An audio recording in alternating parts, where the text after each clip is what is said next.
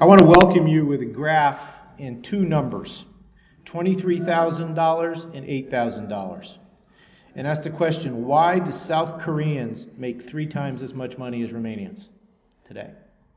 Especially when in 1970, Romanians made 15 times more money than South Koreans. It's because after 30 years of what I call pre-democracy, in 1987, the average South Koreans united into a republic and demanded changes that touched their specific life.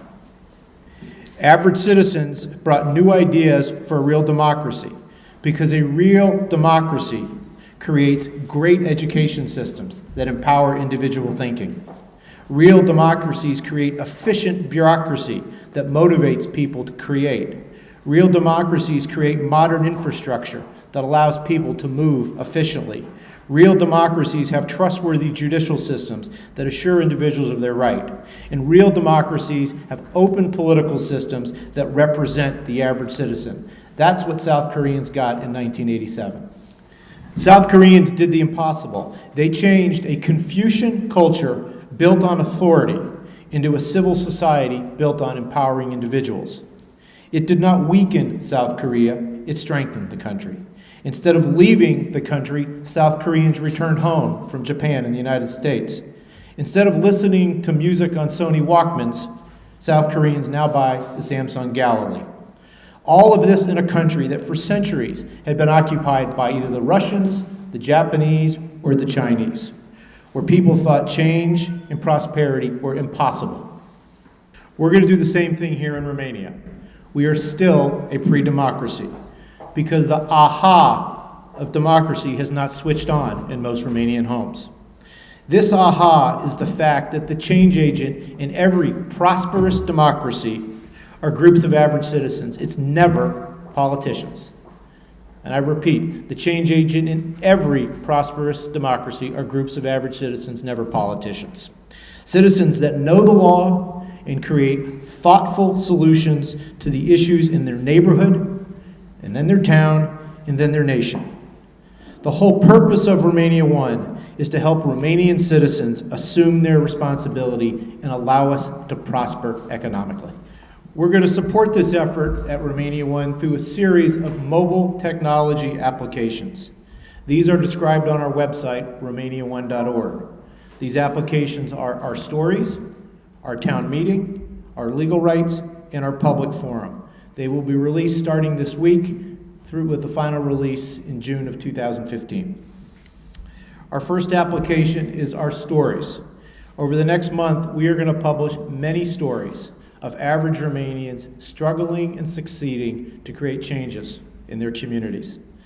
Over the next couple months, Romanians will be able to submit to our app their own stories, where our editorial team will republish them. I've asked 3 Romanians to share for a couple of minutes why they've gotten involved with local civil society. I have so much respect for the Romanians who are doing something positive. So Oana, Robert, Sânziana, thank you for sharing your story. In 1910, former American President Teddy Roosevelt was speaking to a group just like this. He explained to a group of young Europeans at the Sorbonne in Paris what the responsibilities of citizens are in a democracy. His speech was called Citizenship in a Democracy. Remember the definition of a democracy: a form of government in which power resides with the people, in a government run by elected officials according to the law. Here are Roosevelt's famous words to the university students in Paris. It is not the critic or the complainer that counts. The credit belongs to the people who are actually in the arena, whose faces are marred by dust and sweat and blood, who strive valiantly in a worthy cause. When they err, they try again and again, because there's no effort without mistakes. Who at best, in the end, knows the thrill and triumph of high achievement. Who at the worst, if they fail, they do so at least daringly, so that their place shall never be among the cold and timid souls who know neither victory or defeat. Romanians are not cold and timid souls. You are a passionate, resilient, amazingly capable people. Your arenas begin on the street that you live in your towns, your parks, and they extend all the way to our Constitution. Romanians, I'm convinced, have the answer to every issue in our country. What we need to do is form teams and make it happen. We're going to surprise ourselves. So, Oana, why don't you come up here and share your civil society instincts and experience? Bună ziua! Eu sunt Oana Sandu, sunt jurnalist, reporter la publicația de jurnalist narrativ decât o revistă. O să vă povestesc astăzi cum am creat noi, cum am creat eu, alături de alți colegi de-ai mei jurnaliști, o serie care se numește Mici Victorii Civice și vorbește foarte mult despre ceea ce va însemna și RomaniaOne. O să vă citesc o anecdotă pe care am scris-o acum câtva timp. Acum, când aveam 16 ani, am vizitat-o la București pe sora mea cu 7 ani mai mare și am intrat puțin în lumea ei de om mare. Pe atunci eram în clasa a 10-a unui liceu de provincie, nu știam ce înseamnă civism și nici cum se mulează instituțiile într-un stat. Ea lansa alături de alți colegi ai organizației unde lucra pe atunci, Pro-Democrația, Carta Albastră a Democrației, un ghid cu informații despre parlamentar și guvern. Am ajutat-o pe ea și pe colegii ei să îl distribuie prin Parlament, unde ajunsesem pentru prima oară, și am auzit-o vorbind la microfon despre Carta Albastră. Mi se părea o lume intangibilă, în care nu prea o mai regăseam pe sora cu care uneori mă băteam pe telecomanda de acasă. Eu pentru Cartoon Network, ea pentru MTV. Am întrebat-o de ce se numește așa cartea și mi-a spus că albastru este culoarea democrației, un alt cuvânt căruia am început de pe atunci să-i caut definițiile. Albastru a fost și mai târziu în viața surorii mele, care a vorbit până de curând în fața microfoanelor. N-a mai fost legat de democrație, ci de autism. Albastru este culoarea democrației, dar și autismului și am ales astăzi să vă spun această anecdotă, fiindcă prin sora mea, pe care o vedeți în poze, am aflat ce înseamnă să muți munții din loc pentru cei din jur. Acum 6 ani, când sora mea, Andreea Sorescu, a aflat că fiul ei de 2 ani și ceva are autism, m-a împietrit, la fel ca mulți alți părinți din România și nu doar din România. Și la fel ca alții a căutat soluții, idei, posibilități de ajutor. Am întâlnit o comunitate de părinți aici în București cu aceeași probleme și în același timp cu prea puțin ajutor din partea statului pentru autism sau pentru orice altă dizabilitate intelectuală. Așa că, ajutată și de un background profesional în zona ONG, a pus la cale un centru care oferă și acum servicii câtorva copii cu autism, se numește Învingem Autismul, și a ajutat la unele schimbări legislative, printre care și scoaterea diagnosticului de schizofrenie din legislație pentru tinerii cu autism de peste 18 ani. Noi am locuit împreună o perioadă, vedeam în fiecare zi lupta ei pentru a crea o lume mai bună în jurul său, dar erau zile când mi-era greu să o văd nedormită și trezită de vreme pentru că avea un protest de organizat sau pentru o întâlnire matinală la vreun minister. În unele din acele zile m-am întrebat de ce face asta, de ce își compromite sănătatea, de ce își compromite timpul petrecut cu copiii pentru ceva încă intangibil, pe atunci încă intangibil. Dar văzând-o mai apoi într-una din acele zile vorbind, îmbrăcată în albastru, în fața microfonelor jurnaliștilor, mi-am dat seama că face asta pentru că vrea să miște munții, fiindcă e acel tip de persoană care are puterea și voința de a schimba lucruri în comunitatea sa. Bineînțeles că sora mea nu este singurul exemplu, este într-adevăr cel mai personal pentru mine, dar este și portița prin care eu, ca jurnalist, am început să văd și să caut personaje ca ea. În 2012, noi la Decât o revistă am vrut să-i căutăm pe oamenii care, la fel ca sora mea, mișcă lucruri în jurul lor și să scriem despre ei. Așa am cunoscut-o pe Eugenia Bojin, o pensionară dintr-o comună de lângă Timișoara, care încearcă să revitalizeze comuna sa liniștită și își întreabă frecvent consilierii și primarul de ce nu deschid și refac biblioteca școlii sau de ce nu asfaltează străzile. Așa am cunoscut anul trecut pe Nela Avram, care a înființat aici în Cluj un centru pentru tinerii cu sindrom Down, la fel ca fiica ei, și pentru acest centru și-a pus la bătaie chiar economiile familiei. Așa le-am cunoscut pe mamele din Ferentari, care au reușit să-și convingă primăria să refacă un parc și un loc de joacă din acest cartier, în care sunt foarte multe probleme. Sau pe oamenii din jurul dintr-un cartier din drumul Taberei, care încearcă de ceva vreme să redeschidă și să reamenajeze un cinematograf numit Favorit. Sunt oamenii despre care cred că și RomaniaOne vrea să vorbească și de fiecare dată când le spun povestea despre cum au văzut o nevoie, au căutat o soluție, au strâns alți oameni pe lângă ei și au acționat, cred și sper că alții le vor lua exemplu. În ei stă uneori o putere care are poate efectele unei nevoi, aceea de a nu se lăsa și de a cere, dar cred foarte tare că puterea aceasta poate fi imitată și în felul ăsta putem să avem în jurul nostru comunități mai angajate civic, mai tolerante mai ales și responsabile cu deciziile luate. Mulțumesc mult!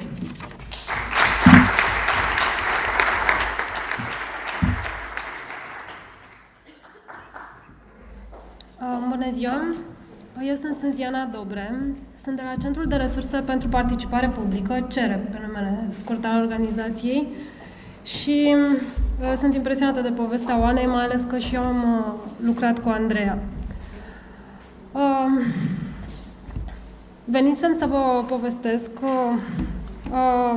despre cum poți să pornești la schimbarea lucrurilor din jurul tău și atunci când nu ești mânat de un foc interior atât de puternic cum este acela de a avea un copil cu autism.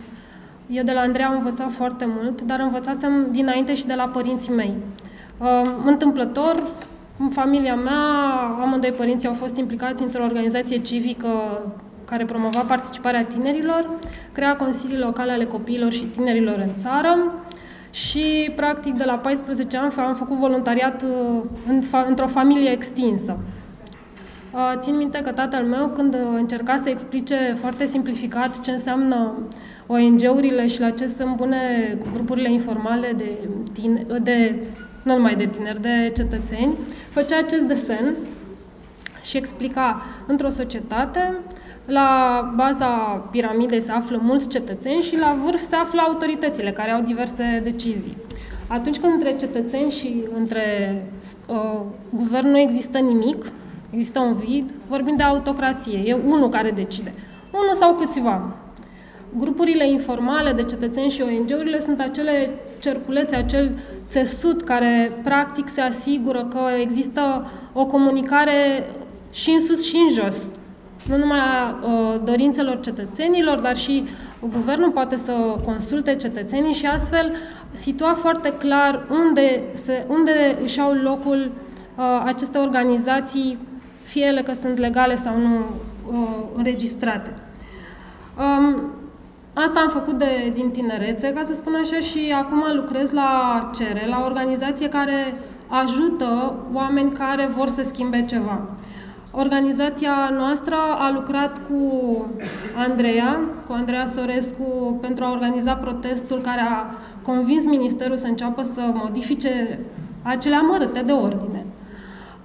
Organizația noastră a lucrat cu mamele din Ferentari, de care povestea Oana, cu cetățeni dintr-un cartier care se numește Favorit și care își propun să transforme o ruină de cinematograf într-un centru cultural comunitar și lucrează în continuare cu un grup de oameni dintr-un cartier din București care și-au dorit să schimbe parcul din jur și am vrut să vă prezint astăzi, să vă spun de această poveste care nu are nimic spectaculos în sine, pentru că nu a fost salvată viața niciunui om, dar cred că ce are spectaculos este că arată cum un cartier inert s-a transformat treptat într-o comunitate, o comunitate care s-a adunat în jurul unui astfel de desen, arătând cum arată parcul și cum și-ar dori să fie. Oamenii din grupul de inițiativă întrebându-și vecinii ce ați vrea să fie acolo în parc. Dacă puteți da mai departe, mulțumesc. Mergând apoi la primărie, pentru a spune consilierilor locali și primarului că își doresc un buget alocat pentru acest parc, mobilizând copii din comunitate care au spus că vrem tartan în loc de nisip, asta e ce își doreau, și obținând în cele din urmă amenajarea parcului, iar în evenimentul de celebrare a acestei victorii, fiind în continuare cu ochii pe autorități și cerându-le să își îndeplinească toate promisiunile, pentru că nu le finalizaseră pe toate, și organizând chiar un eveniment de consultare prin niște hărți prin care oamenii își puneau diverse sugestii referitoare la probleme din comunitate. E imaginea următoare. Este o poveste foarte simplă și într-un fel nespectaculoasă, dar este povestea care îți arată că făcând un astfel de lucru, umpli acel gol care există în momentul de față între stat și cetățeni. Și aș profita de ocazie să vă rog să vă ridicați mâna aceia dintre voi care ați semnat vreodată o petiție, care ați fost vreodată la un protest, care aveți impresia că ați reușit să convingeți odată o autoritate publică, fie primar, consilier, ministru, rector, profesor, să schimbe ceva ce nu vă convenea? Felicitări! Mie mi se pare că nivelul de încredere în România crește și cred că apar din ce în ce mai multe inițiative și de aceea un site ca RomaniaOne și o serie ca mici victorii civice cred că este foarte utilă pentru că creează conexiuni între acești oameni. Noi știm, de pildă, nu știu dacă știați că și în Cluj, un om pe nume Emil Ștețco, alături de alții, a oprit construirea unui crematoriu în cartierul Jumănăștur. În fiecare loc din această țară există undeva o poveste de astfel de om pe care trebuie doar să o scoți la iveală și cred că acesta este viitorul participării publice, nu alegerile care sunt forma reprezentativă, care este foarte bună și care apare odată la 4 ani, ci ceea ce se întâmplă între aceste alegeri cu toți oamenii care sunt interesați să acționeze pentru subiecte care interesează și sunt multe subiecte interesante la nivel național, de la Roșia Montană la gazele de șist și sunt multe mișcări europene și mondiale, aș zice, de la Occupy la Indignados în Spania. Participarea nu înseamnă doar să mergi la vot sau să mergi în audiență la un consilier local. Sunt multe lucruri de făcut și sper că în viitor poveștile voastre vor fi pe site-ul RomaniaOne sau vom avea ocazia să lucrăm direct. Mulțumesc!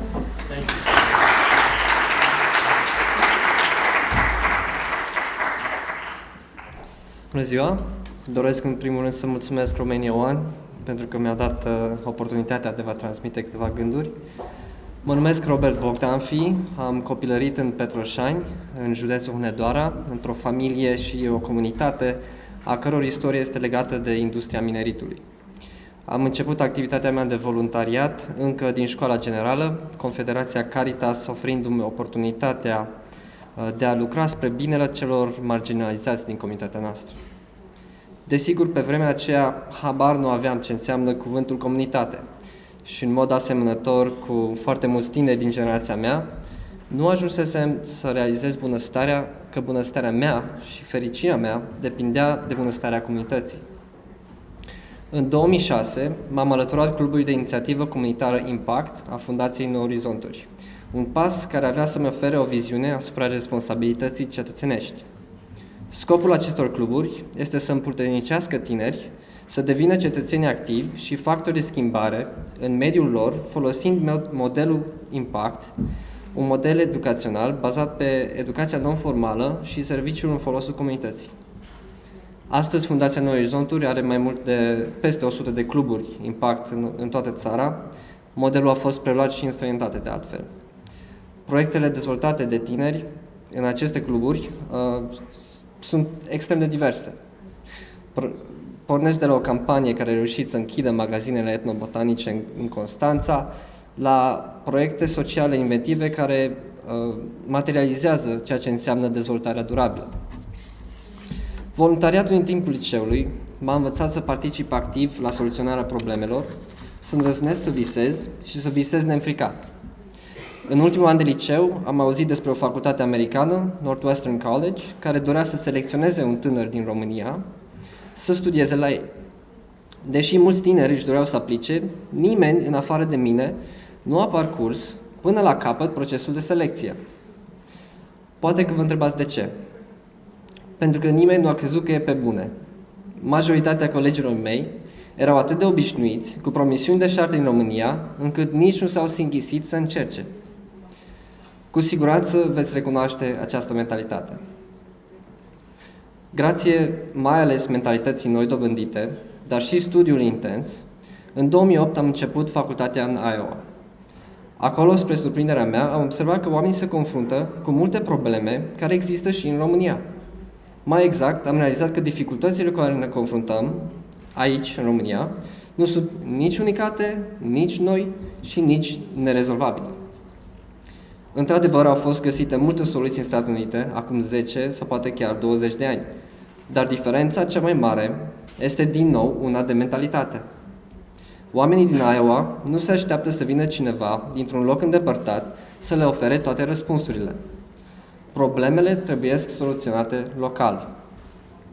Când am absolvit facultatea, licențiat în științe politice, m-am mutat în Minneapolis, unde am lucrat în cadrul unei campanii pe teme politice și de mediu, mergând chiar din ușă în ușă, discutând și ajutând oamenii să conștientizeze anumite chestiuni cu care se confruntau semenii lor. Atunci am început să privesc lucrurile din ansamblu.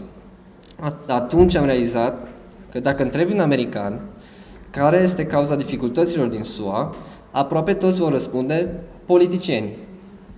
Recunoașteți acest răspuns? Problemele tuturor, ale săracilor și ale bogaților, țărilor democratice și nedemocratice, dezvoltate și în curs de dezvoltare, sunt mereu percepute ca provenind din politic. Din multe puncte de vedere este normal să fie așa. Vorbim despre partea cea mai aprigă a unei societăți, unde se dezbat cele mai controversate subiecte. Chiar și în Statele Unite, ideologiile politice și apartenența politică sunt subiecte de evitat într-o conversație dacă vrei să menții o stare de confort între prietenii tăi. Parcurgând tot mai mulți kilometri, ușă în ușă, am realizat că nu doar dificultățile sunt percepute la fel ca noi, dar într-o anumită măsură și soluția aferentă. Trebuie să tragi la răspundere. La pasul următor însă, când îi întrebi cum îi tragem la răspundere, vei realiza că există o diferență fundamentală în abordarea lor. Românii, în general, tind să sugereze măsuri violente care aduc aminte de Evul Mediu sau, în cel mai bun caz, măsuri judiciare. Diferența între cea mai puternică democrație și sistemul democratic încă tânăr din România este că ei au ajuns să înțeleagă, mai bine decât noi, ce presupun responsabilitățile care îi se cuvin. Societatea civilă vociferează și sancționează dur orice abatere prin organizare, mișcări puternice de advocacy și mai ales votează împotriva neregulilor. Organizarea cetățenească adevărată implică reprezentarea fidelă a nevoilor membrilor organizației, crearea unor grupuri de cetățeni activi care să dezbată la rândul lor problemele politice și să ofere o viziune și soluții aplicabile. Nu este deloc ușor. Implică o monitorizare 24 din 24 a procesului politic și, desigur, responsabilitatea de a transmite adevărul cât se poate de precis. Trebuie să fim prezenți cu opinii documentate cât se poate de riguros. Așa arată o societate civilă suficient de puternică să protejeze libertățile și drepturile cetățenilor. În Statele Unite este cât se poate de limpede că nouă tuturor ne revine sarcina de a ne proteja libertățile. Fiindcă ce presupune libertatea, finalmente? Precum spunea filozoful roman Cicero, libertatea înseamnă participare la putere. Cu cât mai mulți devenim cetățeni activi astăzi, cu atât mai puternici vom fi mâine la București, la Bruxelles sau la Washington. Vă mulțumesc!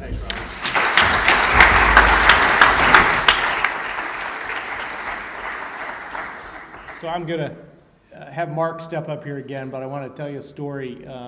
When his mandate ended here in Romania, I think it was December 14th. And on the 20th of December, he and I were at his table in Washington, D.C. for breakfast. Libby was with us. And Mark says, Don, you and I are going to spend the rest of our life fighting for the people of Romania. And he has not quit. He has not quit. He's a great friend. I know he doesn't like to be called Your Excellency. He doesn't like to be called Ambassador. He's Mark. He's your friend, and I'm so happy he's here. Welcome, Mark.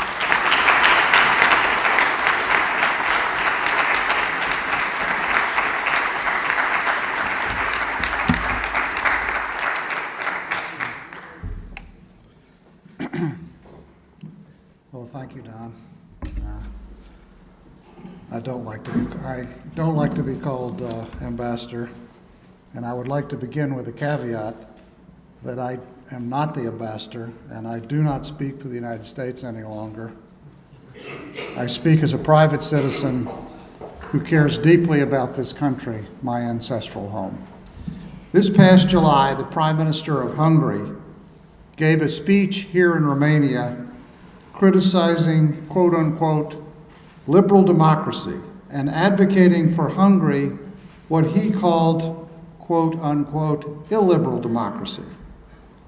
He warned that states built on the, quote, organizing principle of liberal democracy will probably be incapable of maintaining their global competitiveness, close quote.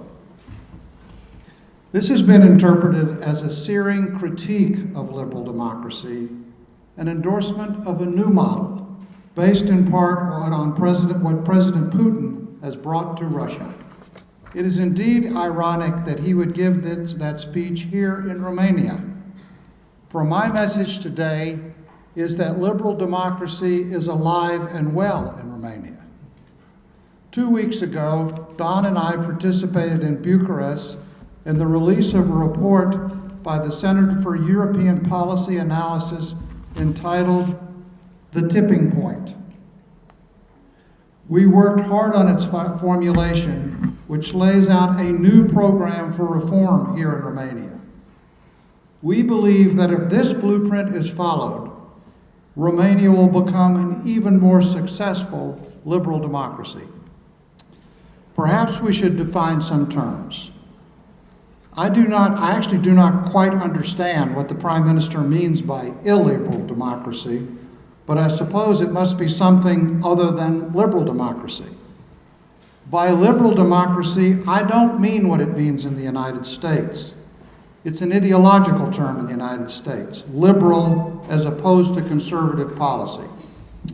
I mean, as one of our founding fathers, Benjamin Franklin, is reputed to have said after our Constitutional Convention in Philadelphia in 1789, a republic, a democracy built on free markets and civil liberties and rule of law, transparency, a government of laws, not of the whims of powerful oligarchs. The Prime Minister has in his speech a long litany of failures of liberal democracy, in particular in the US and the UK. I would be the first to admit we in the US are far from perfect, and of course, neither is Romania. I certainly saw that in the summer of 2012 as US ambassador. But the heartening thing about that difficult summer is that indeed the rule of law and constitutional principles did prevail in the end, as it always does in the United States, in the end. Romania, like the US, is always in a state of becoming more perfect. This report and my support for its conclusions are based on a very elemental syllogism, a so-called virtuous cycle. Transparency, application of the rule of law, fighting corruption, building independent, empowering institutions, the opposite of what's happening in Russia, for example, creates greater prosperity. That, in turn, creates greater social and economic stability, which, in turn, fosters greater internal investment through equity markets and external investment through foreign direct investment, which, in turn, creates greater prosperity, stability, and so on. As Don pointed out with respect to Korea, the data for Romania is pretty compelling, too. As Romania went through the process of entering the EU and NATO and creating a modern, liberal democracy, foreign direct investment began to pour into Romania. Between 2000 and 2006, the equivalent of $3,000 US for every man, woman, and child in Romania. GDP per capita more than doubled between 2005 and 2008. In 2008, Romania was the fastest growing economy in Europe in terms of GDP growth. I believe with the implementation of this report and other reforms that are already underway, Romania stands on the verge of matching and exceeding that record. This report acknowledges significant progress in anti-corruption, rule of law, transparency, and fiscal reform. We credit the EU through the CVM, the IMF, the World Bank, and the guidance and support of the US and other embassies. And I'm sorry to say, Prime Minister Orban, Western interests like SIPA did fund activists who pushed for these reforms. This kind of report would, I guess, not be appreciated in Budapest, and neither would RomaniaOne, this new organization Don and his friends are creating. The premise of this report, however, is that the solution to this kind of foreign advice is not to muzzle it, but to create democratic institutions that take ownership in the reforms. Indeed, that is the only way, in my mind, to make them sustainable, at which point you wouldn't need these outside agitators. As I always used to say as U.S. Ambassador, we can't want this more than you do. The way we would do this is by identifying a number of choke points which obstruct reform and pressure points which would break these choke points. Once that occurs, the virtuous cycle would become almost perpetual. Indeed, we in the U.S. want this because this cycle creates stability and makes Romania an even more stable and reliable ally. So making Romanians more prosperous through liberal democracy is good for Romania and the United States. The overall purpose of this report is to lay out a path forward to making these reforms, Romanian reforms, not just IMF, EU, US, UK, or Western European reforms. From my perch now as a member of the board of the Property Fund, the largest equity in Romania, and as a former ambassador who cares deeply about this country and its relationship with the U.S., I would hope the following. One, that this blueprint becomes the blueprint not only for the U.S. government and the U.S. Embassy, but for the IMF, the World Bank, and the EU.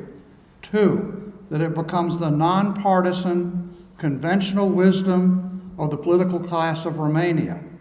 That, for example, all candidates for president of Romania and all political parties embrace it. Three, and that the Think Romania network described in this report will assure this report does not just become another book that gathers dust on some shelf, but is constantly being used as a call to action in Bucharest, Brussels, and Washington.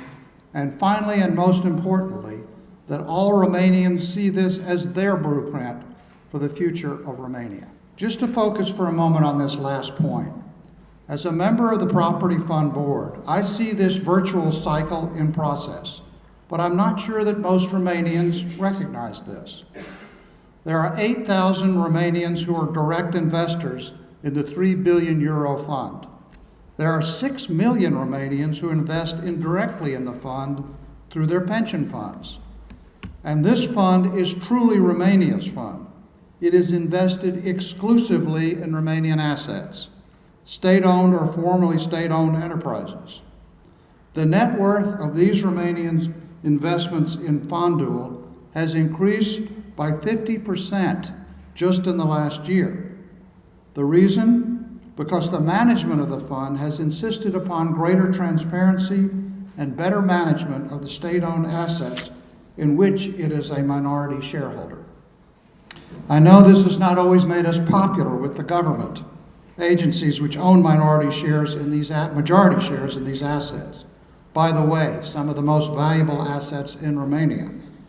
But as we get this story out, it should make us more popular with regular Romanians, especially those directly or indirectly invested in the fund. It is one reason I embrace so enthusiastically the recommendations in this report on corporate governance reform, strengthening equity markets, and better management of state-owned enterprises, SOEs. More liberal democracy for these assets, especially in the energy sphere, can do for Romania what we've already seen it's done in Poland and Lithuania. As this report points out, Poland has used privatization of state-owned enterprises to benefit average Poles by creating enough revenue to literally cover the expenses of the 2 largest pension funds. Lithuania has applied transparency and good governance to its state-owned enterprises in such a way as to get returns which would fund pensions back to their pre-crisis levels. That's what liberal democracy can do for real citizens, by protecting them instead of letting oligarchs run their SOEs. What strikes me about this report, especially at this time in Romania's history and its position in the region, is that if these reforms are continued, strengthened, and enhanced, Romania will become a model for the region. In both Moldova and Ukraine, there are powerful pro-Western constituencies in favor of liberal democracy. I believe it is what animated the so-called Twitter revolution in Chisinau in 2009 and Euromaidan in Kiev late last year. It was a demand for greater transparency, less autocracy, less corruption, empowerment of citizens. In conclusion, this is where you, the people in this room, come in. If you care about the future of your country as a liberal democracy, if you want to prove Prime Minister Orban wrong, you should do the following. First, read the report. You can find it on the web by just going to Google and typing in CEPA, C-E-P-A, tipping point. Second, get your friends to read it. 3, get everyone you know in government at the local or national level to read it and ask them directly whether they support it. 4, get involved in upcoming elections.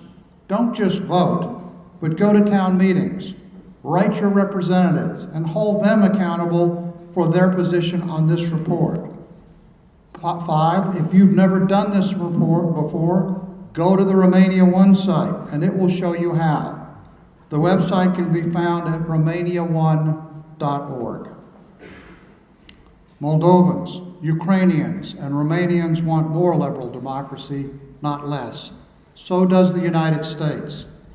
This report shows us how to get it in Romania, and with its success, Romania will show its neighbors how to realize their dreams as well. But that can only happen if you make it happen. It's up to you. God bless you. God bless Romania. God bless the United States. Thank you very much.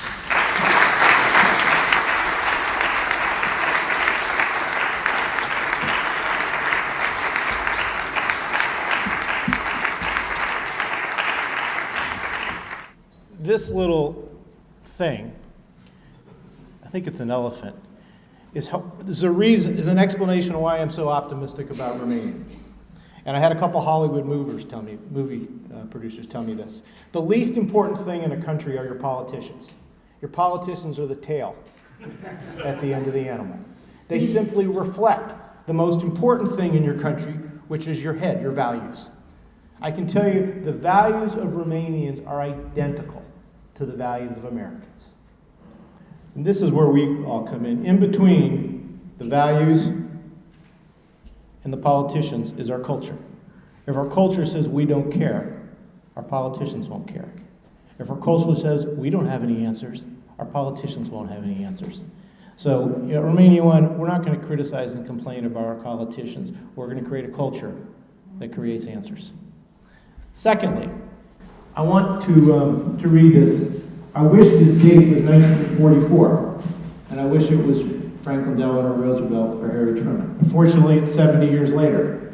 I'm just going to read the last paragraph first. Article 5 is clear. We Americans have a solemn duty, a binding treaty obligation to defend your territorial integrity. And we will. We stand together, now and forever, for your freedom is ours. Romania will never stand alone. And hallelujah, those are the words of an American president.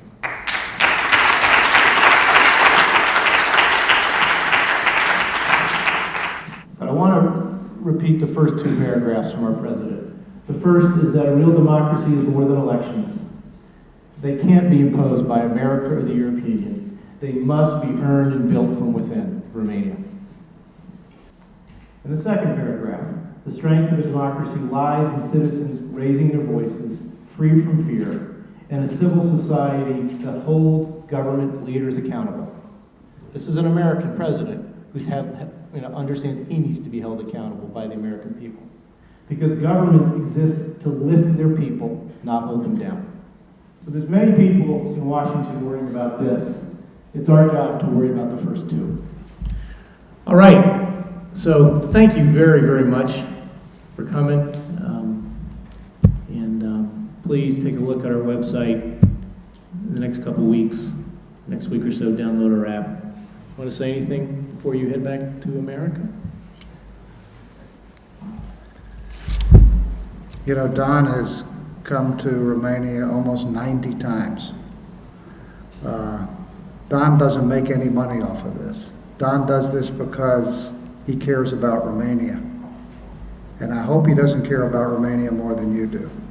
And the way to prove that is to go to his website, get engaged, and try and make a difference. Mulțumesc, Mark!